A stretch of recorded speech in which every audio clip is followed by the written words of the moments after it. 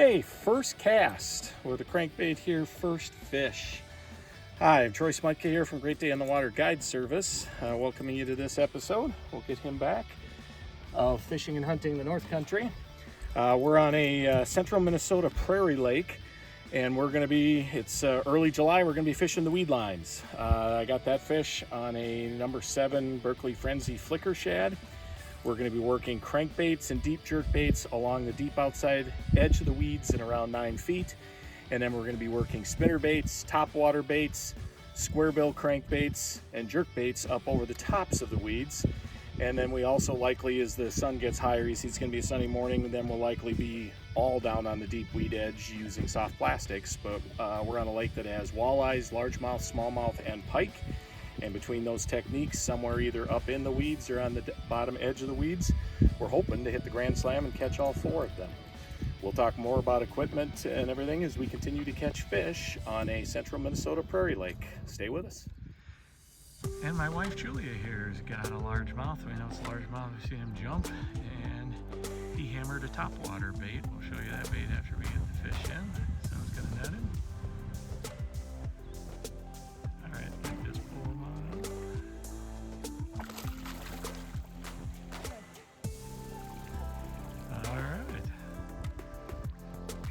Nice fish. We'll get a picture of that, let that go, and then we'll take a look at that bait.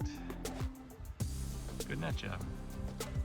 Okay, so the topwater lure that my wife's using today is a Rapala skitter prop. Getting close to it. This one happens to be in the green frog color, but it's a torpedo-shaped prop bait. You see the prop at the end.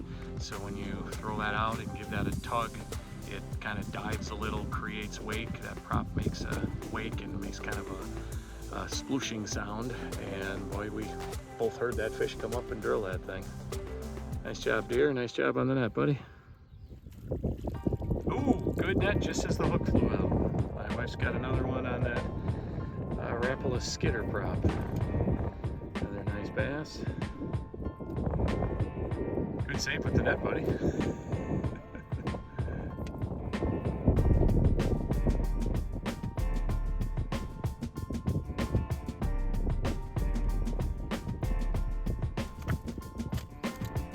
Yeah, they are feisty out here. We were talking about it earlier. A lot of times, not on surface baits, but other baits, we think we have a pike the way they hit. Bass are just feisty out here. We'll get a picture of that one, and then we'll get that back. Back to fight another day. Nice job, guys. All right. I got one on a spinner bait here now. So we've caught bass on crankbaits, spinner baits, and topwater baits. They're either right off the edge or they're at the top edge of the weed line, seems to be the pattern we're picking up right now. No walleyes, pike, or smallies yet, just largemouth so far. Nice fish, we got him. That's a Berkeley power bait, a 1/2 ounce white tandem blade spinner bait.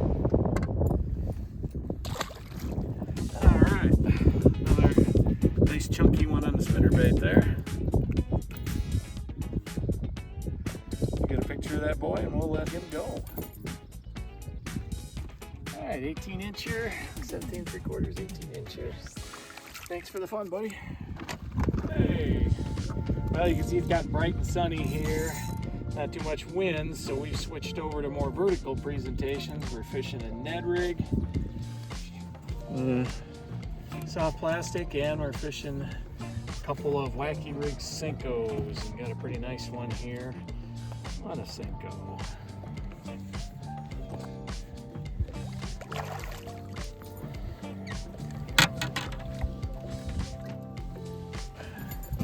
There, that's a decent one. Alright, show the bait here in a minute, but we'll get a picture of this fish and then we'll get it back. It's a nice chubby prairie lake largemouth there, and we're working the deep weed edge now. About 11-12 feet is where the weed's sparsing up, and that's where we're working these more vertical baits now, moving slowly. Same areas where we caught fish faster on the horizontal baits a little earlier when the sun was lower. Now we're just coming back through those fish. They're still going to be there. They're just not going to be feeding as aggressively. So you slow down and tempt them with something they just can't resist. And boy, a wacky rigged Senko, can't catch them on that. It's time to go home. All right, we'll get a picture again. Whoa, yep, got a splash back. Thanks for the phone call.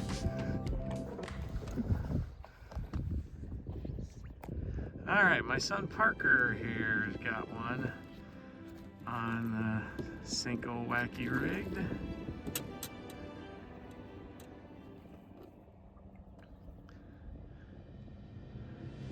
Boy, I saw that bite. I saw the line jump and take off. Nice healthy one there again. We're catching a lot of the same here.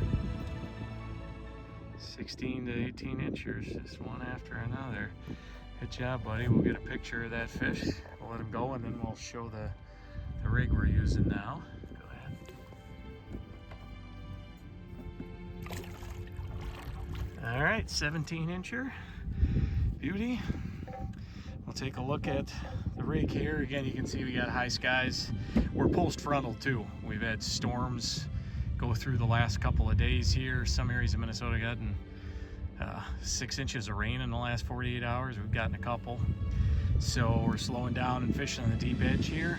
And that's just it's a stick worm or a cigar worm. It's no action to it. It's heavy, it's weighted. Just have it hooked with a VMC wacky hook right in the middle, so it drapes over it like that. We've got a fluorocarbon leader from the hook to a barrel swivel to help with line twist, and then 14-pound Berkeley fire line on the main line, fishing it on a 7-foot 1-inch St. Croix Mojo bass spinning rod with a Fluger spinning reel on it. Just pitching that out, letting it sink, lifting it up, fluttering it a little while it's up off the bottom, let it falling. I saw that one. I saw the line jump and take off. Sometimes it's that aggressive. So, good job, buddy. And Parker's got another one here on the wacky rig Senko. Up a good tussle. That's another nice one.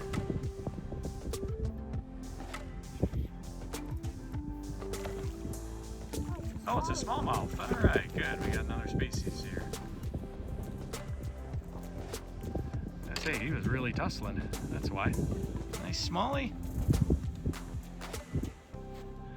Get a picture of him and get him back. Good job, buddy.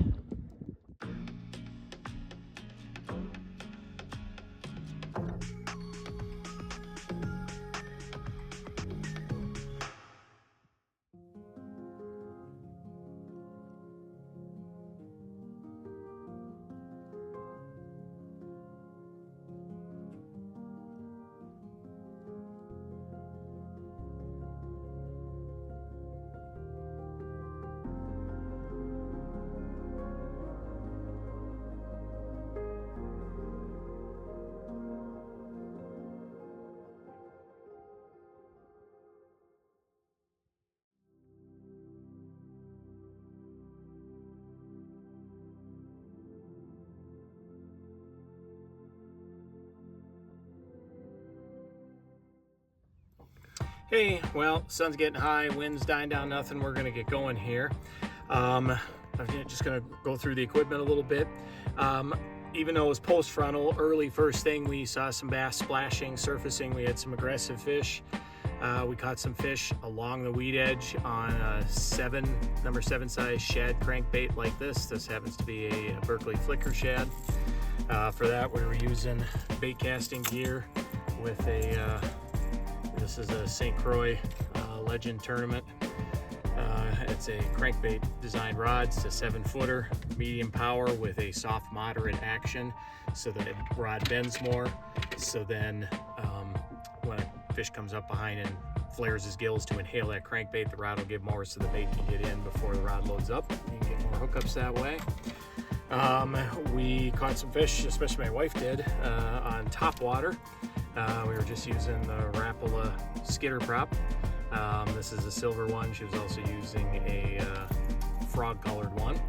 and we're using that also on, we were using bait casting and spinning gear, but you want to use something 6.6 to 6.9, shorter rods, so you can stand and point that rod down at the water and snap it. A longer rod makes that a little harder. And then this is a extra fast action, so not much give on the tip, so that way every time you pull and twitch, the rod doesn't give too much, so you get the full range of motion and get that full tug forward on that lure.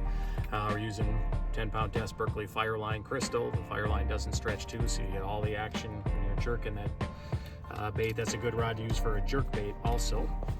And then we caught some early on spinner baits. This is the Berkley power bait spinner bait, so that skirt is infused with power bait. I caught some fish on this white one, and my son caught some on it's like a white and chartreuse and blue mixed together. And on that we're using medium heavy power bait casting gear. Again, moderate action or moderate fast action, so as they come up behind and inhale that spinner bait, the rod will bend more so they can get it into their mouth before the rod loads up, pulls it tight. They get more hook sets that way. And then it didn't take too long and we could see that post frontal, high skies, beautiful day, but not necessarily the greatest fishing day. We knew there were fish around, but they were, we missed one on the top water. We had a couple push a spinner bait. We had one push a crankbait.